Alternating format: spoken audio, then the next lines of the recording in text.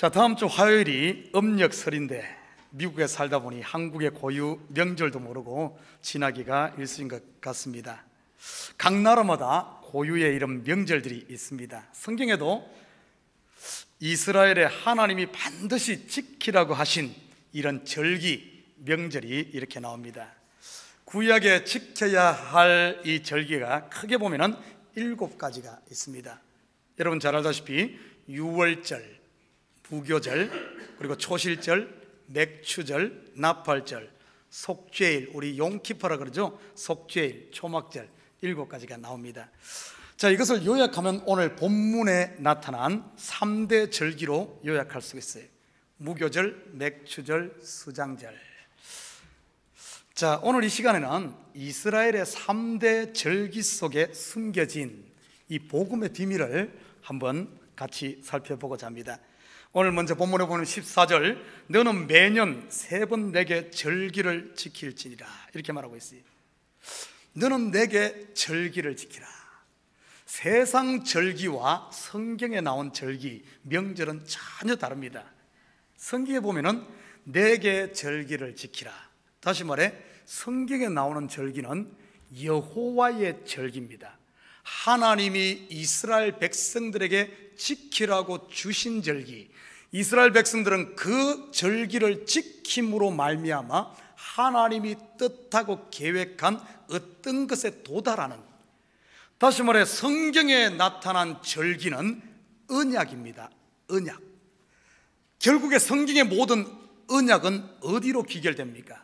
이 언약은 구원과 관계되어 있고 구원은 예수 그리스도로 완성됩니다. 그러면 성경에 나타난 절기는 너희들끼리 즐거워하고 잔치하라는 뜻이 아니고, 성경에 나타난 절기는 어떤 것을 기념하는 걸로 끝나지 않는다는 사실입니다. 성경은 그래서 내게 절기를 지키라, 여호와의 절기다, 반드시 지켜야 됩니다. 반드시 지켜감으로 말미암아 이 백성들이 구원 되시는 그리스도께로 인도하기 때문에 그래요. 자, 오늘 15절에 보면은 3가지 절기 중에 첫 번째, 너는 무교병의 절기를 지키라. 여러분, 왜 우리가 일반적으로 보면은 유월절로 알고 있는데 오늘은 무교절로 이야기를 했을까요? 오늘 포커스가 무교절. 유월절과 무교절은 같습니다. 아비벌 1월 14일에 유월절이 시작되고 그 다음날 15일부터 일주일 동안 무교절 절기를 지킵니다. 그런데 유월절이라 말하지 않고 무교절을 지키라 하는 이유는 여기에 누룩이 들어가지 않은 떡을 먹는데 포커스를 맞추기 때문에 오늘 이 이야기를 해주고 있어요. 여러분, 유교절에 대해서는 우리가 이 앞에 출애굽기 공부하면서 너무나 잘 압니다. 1년 된 양을 잡아서 그 피를 문설주에 뿌림으로 말미암아 죽음의 천사가, 장자를 치는 죽음의 천사가 그 피를 보고 그 집을 패스오버, 건너뛰므로 말미암아 사는 역사. 그 피를 바르지 않은 집안은 모든 장자, 짐승으로부터 시작해서 사람까지, 심지어는 왕의 장자까지 죽는 유월절 밤. 여러분, 이 이야기는 바로 예수 그리스도의 십자가와 부활을 이야기한다는 사실을 우리는 잘 알고 있습니다. 자, 그런데 오늘 본문에 보면은 이 날, 1월 아비벌 1월 14일이 이스라엘의 역사의 새로운 해가 시작되는 것을 보게 됩니다. 이스라엘 종교력은 여기서부터 출발하는 거예요. 그 의미가 뭐겠습니까? 저와 여러분, 예수 그리스도를 믿음으로 말미암아 십자가와 부활을 통하여 우리가 거듭난 그때부터 여러분의 인생이 그때부터 새롭게 시작되고 여러분의 나이는 그때부터 출발한다는 거예요. 그래서 제 나이가 지금도 25입니다. 24살, 25살쯤에 예수 그리스도를 영접하고 그때부터 저의 인생은 시작된 겁니다. 지금 예수 믿지 않는 세상 사람들은 여전히 사망 가운데 생명으로 탄생한 게 아니에요. 사망 가운데 태어나서 어둠 가운데 있다가 어둠으로 끝나고 영원한 그냥 어둠으로 가는 것이 세상입니다. 그러나 저와 여러분은 예수를 믿는 순간부터 이날로 새로운 이스라엘의 역사가 출발하는 그 이야기를 해주고 있어요. 자, 오늘 포커스는 그러면은 이 유월절 아니면 무교절을 어떻게 지키는가? 오늘 본문에 보면은 누룩 없는 떡을 뭐라 그러겠어요? 이 누룩은 예수님께서 이 복음서에서 바리새인들의 누룩을 조심하라 하며 바리새인들의 교훈을 이야기한다 그랬습니다. 이 누룩이 뭡니까? 바리새인들의 이 교훈, 율법주의 아닙니까? 율법주의. 여러분 오해하면 안 됩니다. 율법주의와 율법은 다른 겁니다. 율법은 선한 것이고 그 율법은 우리의 죄를 폭로함으로 우리를 그리스도께로 인도하는 몽학선생 아주 선한 겁니다. 그런데 이 율법을 자기를 치장하는데 자기를 가리는데 사용되어지는 율법주의로 빠지게 되면 이 율법이 자기의 죄를 폭로하고 자기의 연약함을 드러내는 것이 아니라 폭로될수록 오히려 자기 의로 나는 율법을 지켰으니 나는 의인이다 하며 자기를 포장해버리는 이것이 율법주의입니다. 자기의, 자기 자랑 빠지는 율법주의. 여러분 성경을 보면은 이스라엘 백성들이 애굽에서 해방되어질 때 이스라엘 백성들의 어떤 노력으로 되어진 것이 아닙니다. 오직 어린 양 그 피로 말미암아. 신약에 보면 예수 그리스도께서 십자가 달릴 때 거기에 인간의 노력이 가미되지 않았어요. 오직 하나님 홀로 그 일을 완성하셨습니다. 예수님의 비유 속에도 모든 잔치를 주인이 홀로 다 잔치를 마련하고 그리고 나서 우리는 초청되어 가서 거기에 먹는 겁니다. 하나님 홀로 하신 거예요. 그래서 구원은 오직 은혜. 이 구원에 관계돼서 인간의 의, 자기 자랑, 인간의 생각이 1%만 가미돼도 어떻게 되는 줄 압니까? 결국에 보면 하나님의 은혜는 강고도 없고 전부 내가 했다로 바뀌어버립니다. 그만큼 이 누룩이 섞이지 않은 무교병을 먹는 게 얼마나 중요한지. 그런데 지금 이 시대 교계를 돌아보면 80%에서 90% 이상의 성도들이 전부 6월절에 전부 누룩을 다 집어넣었어요. 심지어는 신학에서조차 구원은 90% 하나님이 완성해놓고 10%는 우리가 노력해서 그 100% 채워야 되는 것처럼 이렇게 가르치고 있는 엉터리 가짜가 얼마나 많고, 단 1%만 들어가도 어쩐 줄 알면 처음에는 하나님의 은혜입니다 하다가 결국에 가서는 이 교회 내가 세웠다, 하나님 앞에 가서 내가 이만큼 했으니까 하나님 내가 한 거 상 내놓으십시오. 전부 이렇게 돼요. 그래서 보십시오. 예수님의 마태복음에 보면은 산상순에서 누구든지 내가 선지자 노릇했고 내가 주의 이름으로 이거 하지 않았습니까? 왜 나를 쫓아냅니까? 하나님 앞에 항변하지 않습니까?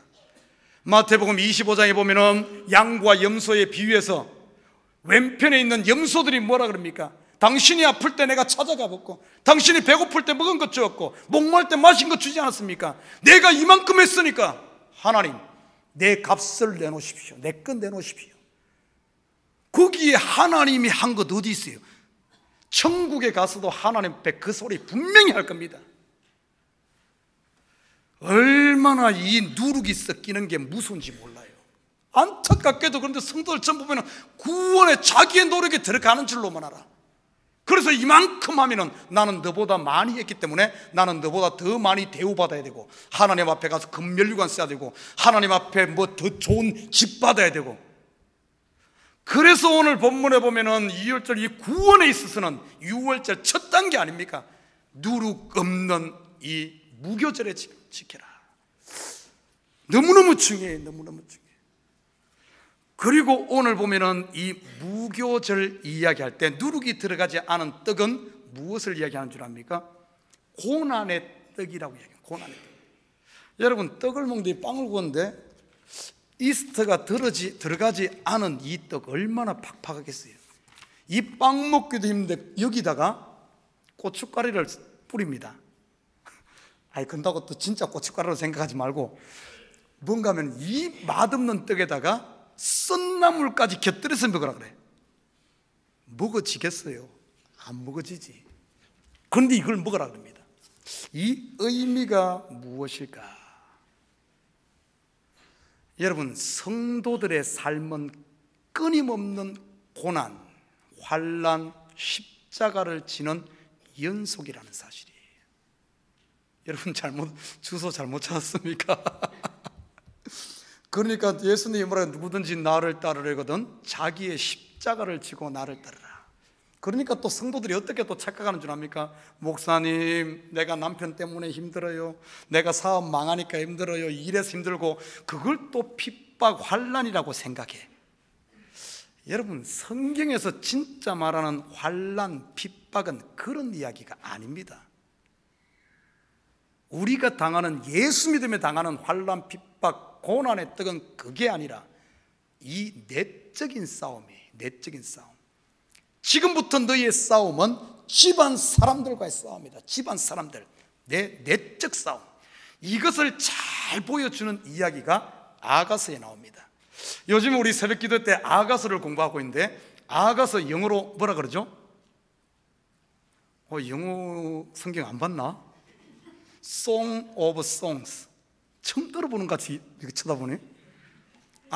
시편은 Psalm, 그리고 이 아가서는 Song of Songs. 노래 중에 노래. 노래 중에 노래. 최고의 노래가 어떤 노래겠습니까? 구원의 노래죠. 요한계시록에 보면은 어린 양의 노래, 모세의 노래, 이 구원의 노래가 Song of Songs 아닙니까? 그러면은 아가서란 말 자체는 구원 얻은 술람미 교회와 구원의 주체가 되는 예수 그리스도 신랑과의 이 사랑의 이야기, 그러니까 성도의 지금 신앙생활, 이 구원 얻고 완전한 우리 영원한 세계에 들어가기까지의 이 구원의 감격을 이 땅에서 노래하는 것이 Song of Songs, 아가서란 사실이에요. 그러면 아가서는 정확하게 매일매일 우리 신앙생활을 담고 있는 이야기입니다. 어디 19금 연애편지 이야기가 아니에요. 우리 현재의 매일의 이야기예요. 자, 우리 성경 한번 볼까요? 아가서 6장 1절부터 4절. 자, 한 절씩 같이 한 절씩 읽으면서 제가 설명을 해드리도록 하겠습니다. 6장 1절 같이 읽습니다. 시작. 여자들 가운데서 어여쁜 자야, 내 사랑하는 자가 어디로 갔는가? 내 사랑하는 자가 어디로 돌아갔는가? 우리가 너와 함께 찾으리라. 자, 여기 보면 왜 이거 지금 요 배경이 어떻게 됐는가 하면은 신랑이 신부를 밤에 찾아왔어. 밤이슬을 맞고 찾아왔어요. 그리고 그의 손을 문지방으로 넣습니다. 그런데 그 손에서 모략이 뚝뚝 떨어져. 모략은 죽음을 의미하죠. 예수 그리스도께서 겟세마네 동산에서 기도하듯이 밤이슬을 맞으면서 우리를 위해 지금 현재도, 오늘 이 시간도, 여러분이 고난당할 때 예수님은 그 옆에서 밤이슬 맞으면서 기도하고 계신 분이 예수님이에요. 이 예수님이 찾아와서 문지방에 손을 딱 넣으면서 사랑하는 이여, 나를 위해 문을 열어달라. 그러니까 이 신부가 문을 열까 말까, 열까 말까, 종로로 갈까요, 영등포로 갈까요, 이러면서 갈까 말까 하다가 고민하다가, 그래도 신랑이 찾아왔는데 안 열어줄 수 없지 하며 문을 탁 열었어요. 문을 여는데 어떤가 하면은 신랑이 어디로 가고 없네. 그래서 신랑 찾아 나서는 거예요. 신랑 찾아 예루살렘 성중에 나서면서 예루살렘 여자들이 묻습니다. 우리 신랑 봤느냐? 못 봤다. 당신 내 신랑 봤냐? 찾아다니는 이야기. 오늘 지금 6장 1절은 예루살렘 여자들이 네 신랑 한번 같이 찾아보자 하면 지금 신랑 찾아 나서는 이야기입니다. 6장 2절 봅니다. 같이 읽겠습니다. 시작. 내 사랑하는 자가 자기 동산으로 내려가 향기로운 꽃밭에 이르러서 동산 가운데서 양떼를 먹이며 백합화를 꺾는구나. 어떤 이야기인가 하면은, 여러분, 우리가 신앙이 초신자일 때는 어떤가 하면은 예수 찾으면은 바로 봐도 예수님 나타납니다. 내가 찾기도 전에 마음의 소망만 가져도 막 눈에 보여져. 여러분 그런 경험 안 했어요? 초신자 때는 어쩐 줄 압니까? 기도한 대로 응답 막 눈에 막 잡혀집니다. 그러죠? 저도 예수 처음 믿을 때 친구 따라갔는데, 저는 아예 교회 갈 때 예수가 뭐가 있어, 뭔 그런 게 있어, 아예 없다는 전제를 가지고 교회로 갔어요. 근데 교회 가니까 밥도 주고 좋아서 그냥 따라다녔습니다. 근데 희한하게 내 마음의 소원을 품는 대로, 그때는 기도도 아니죠, 그냥 소원 품는 대로 너무너무 잘 이루어지는 거예요. 나중에서 한 1년 지나니까 혹시 정말 신이 있는 것 아닌가? 혹시 예수가 있을 수도 있겠다 할 정도로 너무 많이 이루어지는 걸 느꼈어요. 근데 신앙이 성장하면 성장할수록 왜 잘 안 보입니다. 기도해도 잘 응답이 안 되고. 아이 그래, 여러분 혹시 지금 기도한 대로 응답이 잘 되는 분 있어요? 나는 기도빨이 세서 내가 기도하면 척척 이루어지는 사람 있습니까? 그런 사람 손 한번 들어봐요. 여러분 착각하지 말아요. 그 사람이 믿음이 좋고 기도빨이 세서 착착 응답되는 게 아니라, 아직까지 사탕 주면은 그걸 사탕으로 하는 초신자기 때문에 하나님이 그렇게 안 보여주면은 그 사람 교회 안 오니까, 그래서 주는 거예요. 그래서 주는 것. 믿음이 성장하고 기도빨이 세서 주는 게 아니라 뭔가 보이는 것을 줘야지 되니까 그렇게 하는 거예요. 목사님, 저는 지금 3년째 기도하고 있는데 이 남편은 꼼짝을 안 합니다. 하나님, 지금 내가 몇 년째 기도하고 있는데 될 기미가 안 보입니다. 여러분, 안 보여요? 왜 그런 줄 알아요? 여러분의 믿음이 그런 것 안 줘도 기도할 만큼 보이지 않는 하나님을 믿기 때문에, 여러분의 믿음이 장성한 분량이 이르기 때문에 그렇게 빨리 여러분이 안 보이는 거예요. 정말입니다. 오늘 본문에 보면은 이 술람미가 신랑을 찾아 나 있는 것 같은데 딱 찾아가니까 없어. 그래 신랑 찾아 산만리 헤매면서 다 헤맨데, 오늘 2절에 보니까 신랑이 어디 있는가? 내 사랑하는 자가 자기 동산으로 내려가 향기로운 꽃밭에 이르렀다. 내 사랑이 어디에 있어요? 자기 동산, 향기로운 꽃밭. 여러분, 신랑이 있는 자기 동산, 향기로운 꽃밭이 어디겠습니까? 연애를 안 해봐가지고 알 수가 있나? 향기로운 꽃밭, 자기 동산, 바로 신부 아니겠어요?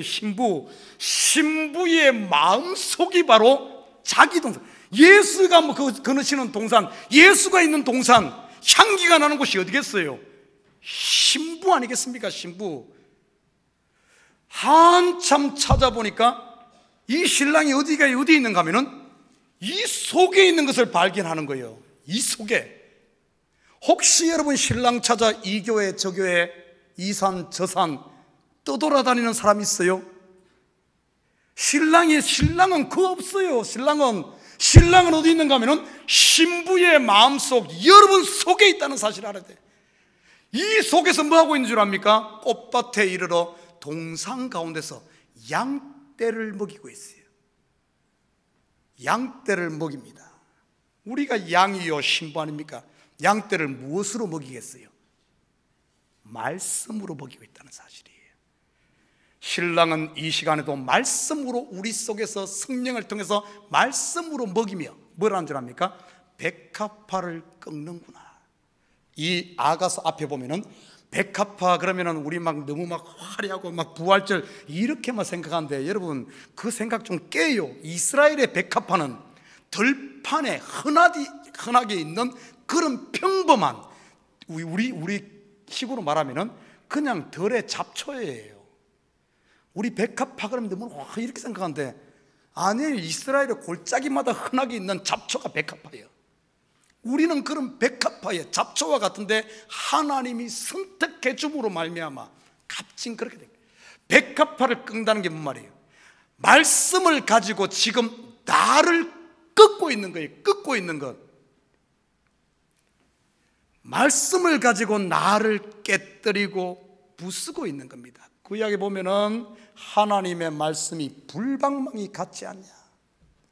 하나님의 말씀은 살았고 운동력이 있어 좌우의 날선 어떤 금보다도 예리하여 홍과 영과 및 관절과 골수를 찔러 쪼갠다. 그러니까 내 원수 같은 김집사 그봐 하나님의 말씀이 저 박살내지 않아 이렇게 생각하는데 그 이야기가 아니에요.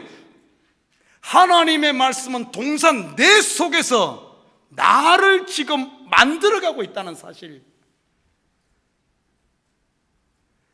여러분, 우리가 지금 저 고난의 떡을 먹으면서 무교병을 먹으면서 끊임없이 우리가 고난, 핍박, 환난은 외부에서 오는 그런 게 아니에요.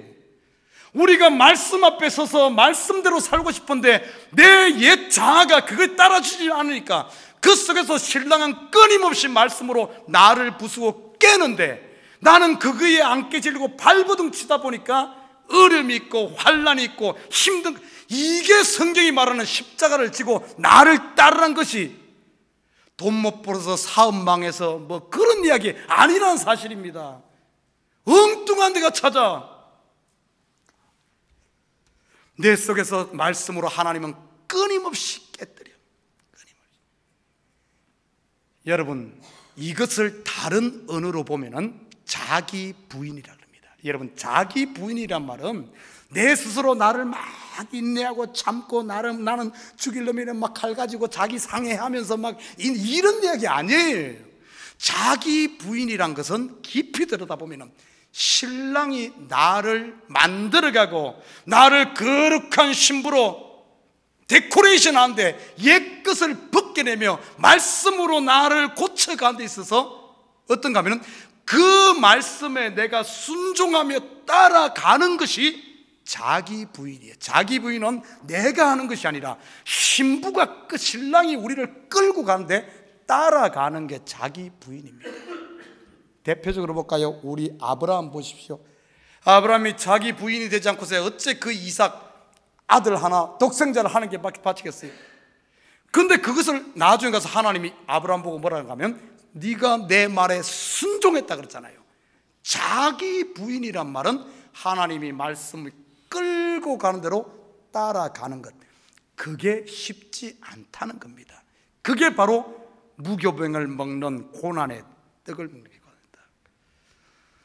좀 우리 싸움을 하도 좀 제대로 하십시다. 막 허공에다 하지 말고 좀 제대로 한 방을 치더라도 제대로 쳐서 말씀 앞에 탁탁 내가 꼬꾸라지면서 신랑이 원하는 대로 만들어지는 이런 승부인데.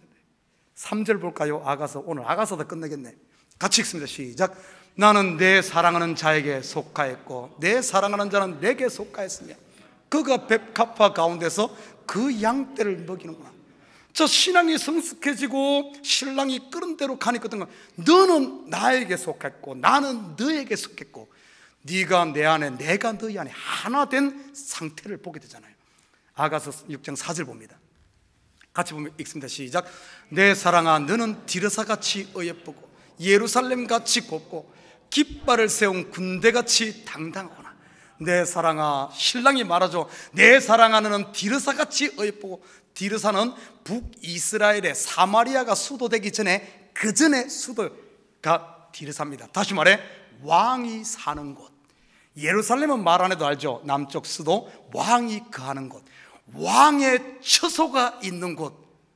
여러분, 여기 있는 성도들 한 명 한 명이 누군 줄 알아요? 왕이 거하는, 예수가 거하는, 하나님이 거하는 거룩한 처소임을 믿으시길 바랍니다. 예수가 딴 데 있는 곳 아니에요. 제가 새벽 예배 때 이야기했어요. 우리 요한복음 14장에 보면 예수님이 제자들에게 말합니다. 내가 너희를 위하여 처소를 예비하러 가노니.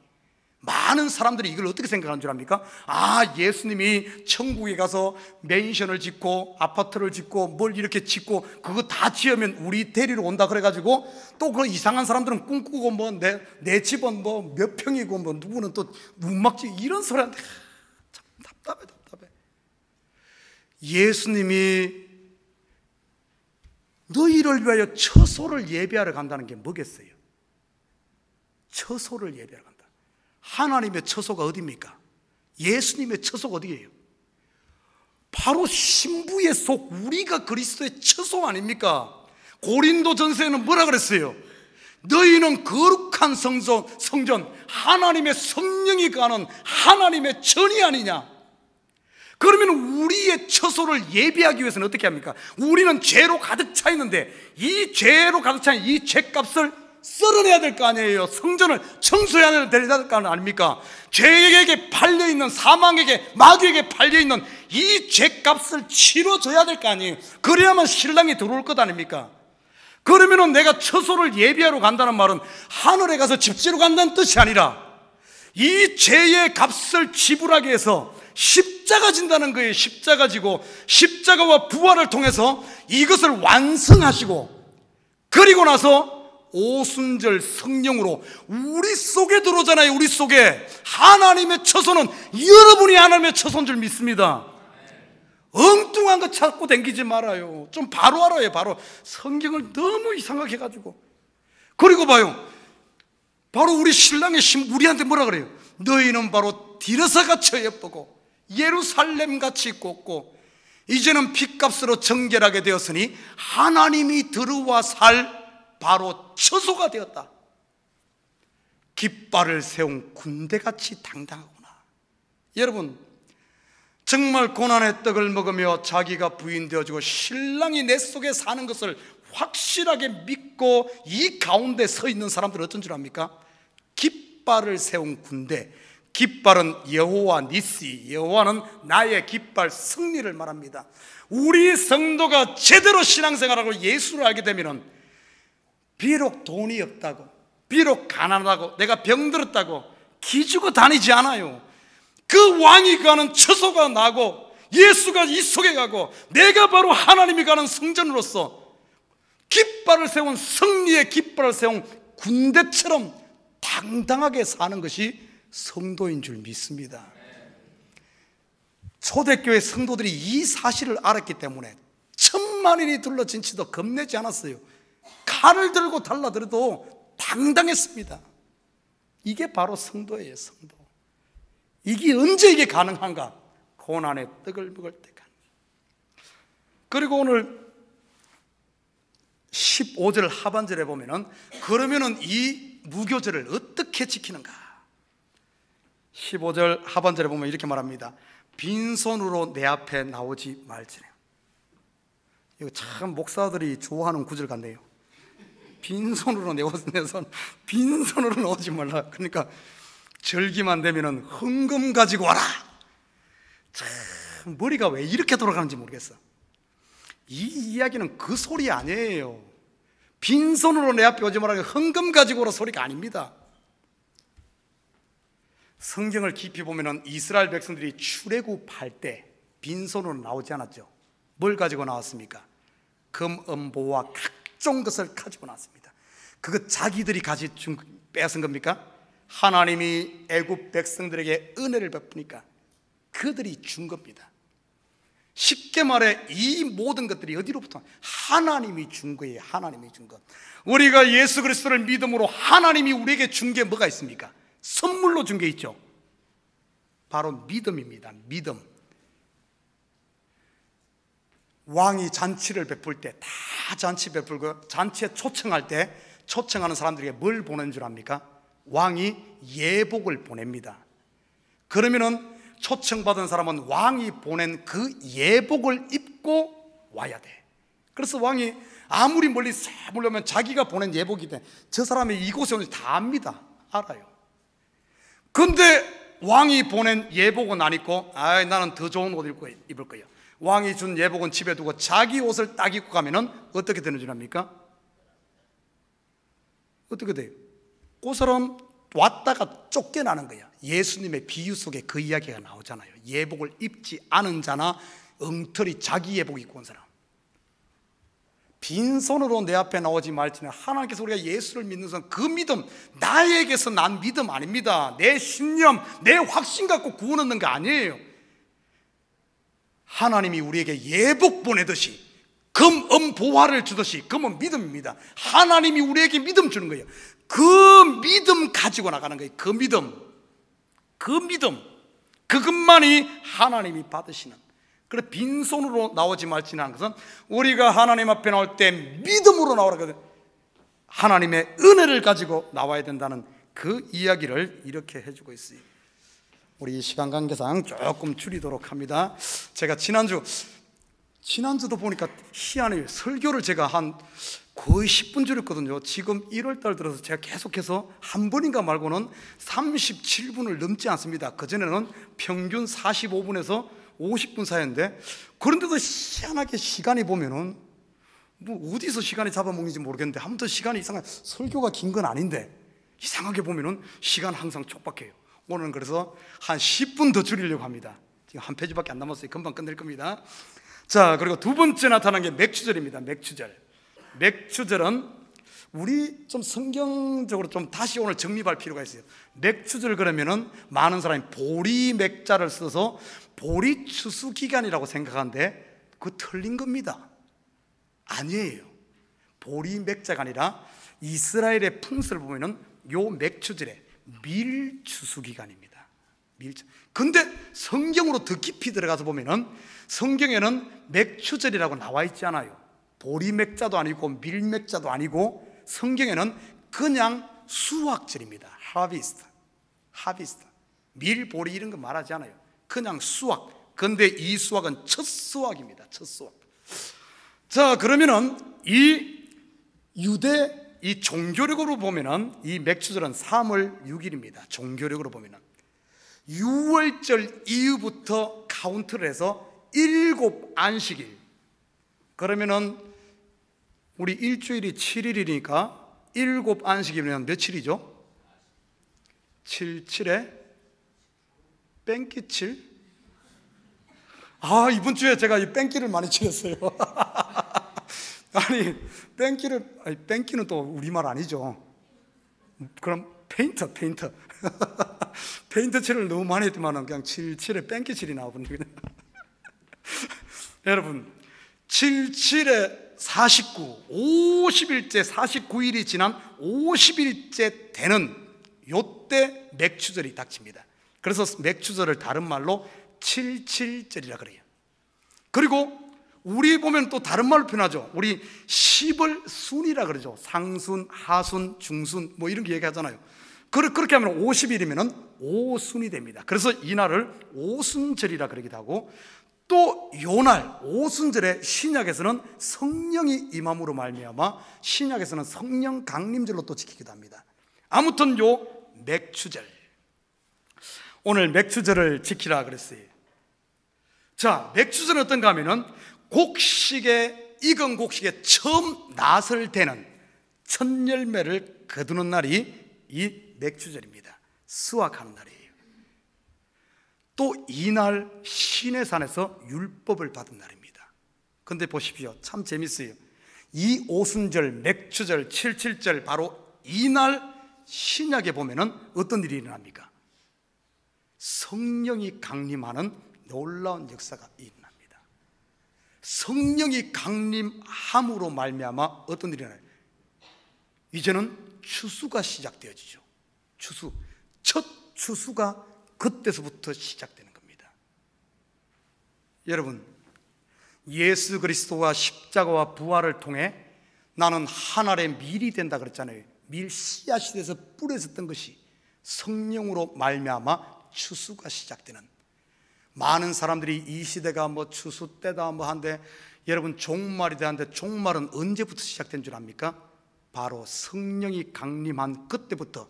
그래서 예루살렘과 온 유대와 사마리아와 땅끝까지 추수가 시작되는, 지금은 추수 때예요. 추수 때.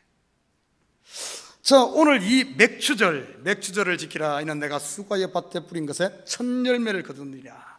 그러면서 이 맥추절은 어떻게 지키라고 이야기하는가 하면은, 오늘 19절에 보면은 그 이야기를 해주고 있어요.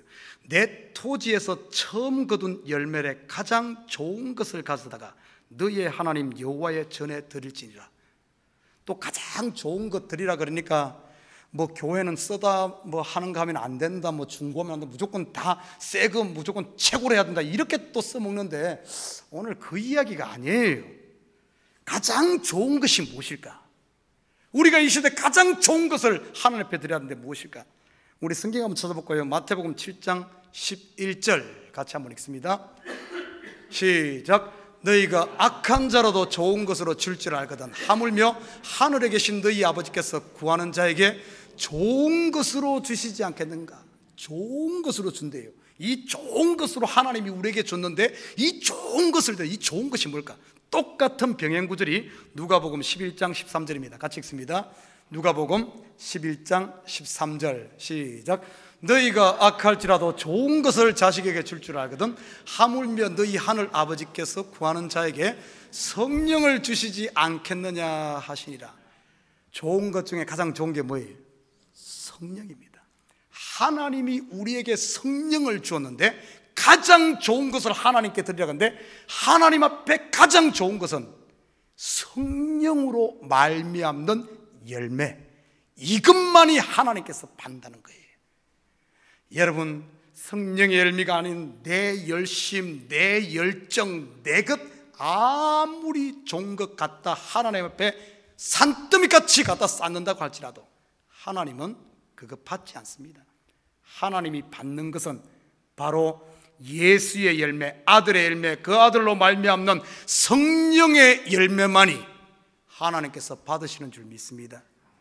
여러분, 주의 일할 때 성령의 감동이 있을 때 일하십시오. 성령의 감동이 있을 때 그거 하나님이 받아요. 성령의 감동도 없는데 김 집사가 열심히 하니까 내가 저 사람보다는 그래도 신앙생활 오래 했고 내가 저 사람에게 뒤질 수 있냐? 김 집사가 헌금 100불 하면 나는 120불 해. 김 집사가 청소 하루에 일주일에 1시간 하면 난 2시간 해. 우리 이 집사가 반찬 5가지 하면 난 6가지 해. 식사 당분 제발 그러지 말아요. 경쟁하지 마. 성령의 감동이 있거들랑, 감동이 있거들랑. 성령의 감동이 있을 때는 꼭 마귀의 감동도 같이 있습니다. 내 마음에 딱 감동이 와서 돌아서니까 이거 하면은 반찬값 없는데, 이거 하면은 손해보는데, 내가 못 사는데, 꼭 같이 역사해서 감동이 왔다가 그냥 없어지는, 이러지 말고 성령의 감동이 있거든 하고 감동 없거들랑 자기 열심으로 제발 일하지 말아요. 백날 해도 하나님 받지 않습니다. 하나님 받는 것은 성령의 열매만 받아요. 이거 좀 잘해요. 이제 내일부터 다 손 놓으면 이제 큰일 났네. 밥도 굶고 다 큰일 났어요. 그래도 괜찮아요. 굶어도 괜찮아요. 하나님 기쁘게 해야지. 사람 열심히 막 서로 막 경쟁시켜가지고 막 일해가지고 잡동사니 교회 싸나면 되겠어요? 안 되지. 제대로. 자, 마지막 수장절입니다. 수장절은 다른 말로 초막절이라고 이렇게 하고 장막절이라 그렇게 돼요. 유대 종교력으로 7월 15일입니다. 이 초막절, 이 수장절은 이스라엘 광야 40년 동안 했던 것을 그들을 기억하고, 그리고 수장 마지막에 마지막 저장하는 거 아닙니까? 마지막 저장에는 핵심이 뭡니까? 알곡은 곡창고로 들어가고 쭉저기는 날려버립니다. 버리는 거죠. 자, 이 수장절을 지키는데 어떻게 이야기하는가 봐요. 19절 마지막 하반절에 보면 이렇게 말합니다. 수장절 지키는 것에 대해서 너는 염소 새끼를 그 어미의 젖으로 삼지 말지니라.